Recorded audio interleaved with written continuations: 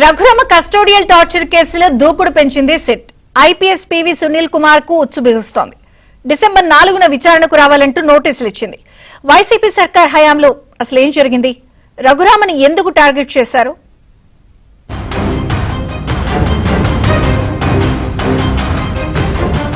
ఆంధ్రప్రదేశ్ మాజీ ఎంపీ, ప్రస్తుత assembly deputy speaker రఘురామకృష్ణరాజుపై థర్డ్ డిగ్రీ ప్రయోగించిన కేసులో సిఐడి మాజీ డీజీ పివి సునీల్ కుమార్ కు సిట్ నోటీసులు జారీ చేసింది.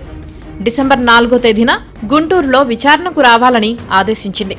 వైసీపీ ప్రభుత్వ హయాంలో సీఎం జగన్ తో పాటు ప్రభుత్వానికి వ్యతిరేకంగా రచ్చబండ పేరుతో ప్రతిరోజు విమర్శలు చేస్తూ రాష్ట్ర వ్యాప్తంగా రఘురామకృష్ణరాజు వార్తల్లో వ్యక్తిగా మారారు. వైసీపీ తరపున నరసాపురం నుంచి ఎంపీగా ఎన్నికై సొంత పార్టీపైనే విమర్శలు చేయడం ప్రజల దృష్టిని ఆకర్షించింది.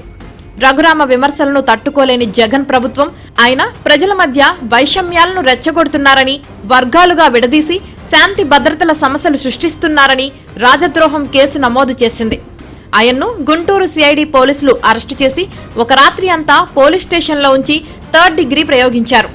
అప్పట్లో ఆయన్ను సికింద్రాబాద్ ఆర్మీ ఆసుపత్రికి తరలించి పరీక్షలు నిర్వహించగా కాళ్లకు తీవ్ర గాయాలయ్యాయని నిర్ధారించారు.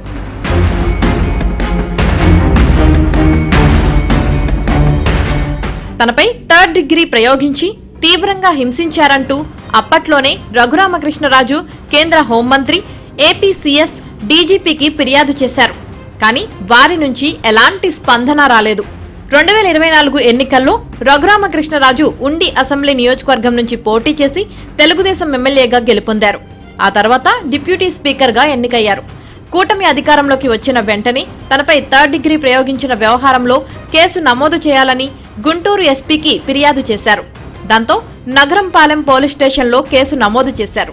ఈ కేసులో A1 గా అప్పటి CID chief PV Sunil Kumar, A2 గా అప్పటి intelligence chief PSR Anjaneyulu, A3 గా అప్పటి సీఎం జగన్మోహన్ రెడ్డి, A4 గా దర్యాప్తు అధికారి విజయ్ పాల్ తో పాటు రఘురామ వంటిపై ఎలాంటి గాయాలు లేవంటూ తప్పుడు నివేదిక ఇచ్చిన జీజీహెచ్ సూపరింటెండెంట్ డాక్టర్ ప్రభావతిని A5 గా చేర్చారు.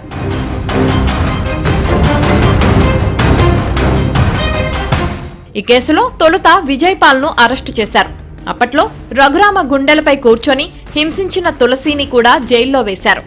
డాక్టర్ ప్రభావతి సుప్రీంకోర్టు వరకు వెళ్లి బెయిల్ తెచ్చుకున్నారు.